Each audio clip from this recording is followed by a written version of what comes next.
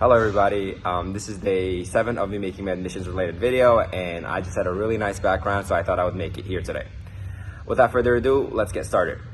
Okay, today it will probably be part 1 of a personal statement essay, because personal statement essay is really a really big thing, and I don't want to cram all of them into one video. So first of all, I want to talk about what personal statement is and what you shouldn't do, and then the next video will be what you should do. First of all, personal statement essay is the most important college essay you're going to write. It's basically your life story. It's the one thing that pulls all the puzzles together. So basically your grades, your academics, your SAT, your extracurricular activities, all those things should make sense in the personal statement essay, meaning the personalities you portray in your personal statement essays are the characteristics that the person should be able to see in the rest of your application. With that being said, let's talk about the most common topics in Uzbekistan, which I advise not for students to write about. First of all, moving to a new school. A lot of students in presidential schools, in private schools like Westminster, Interhouse, these schools tend to, students from these schools tend to talk about, oh, I moved here first, I didn't think I was smart, I had trouble adjusting. Sure, you had trouble adjusting, but that's what everybody's writing about. Second thing, girls, and about their inequality, about how they face inequality in STEM and that they would like to do something in the future.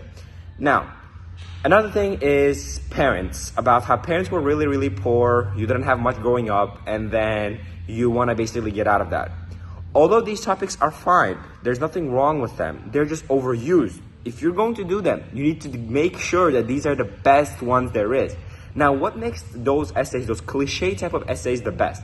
The fact that it gives a unique perspective. For example, if I am talking about me as a student who moved from a regular school to presidential school and my hardships, how is my hardships different than every single other kid?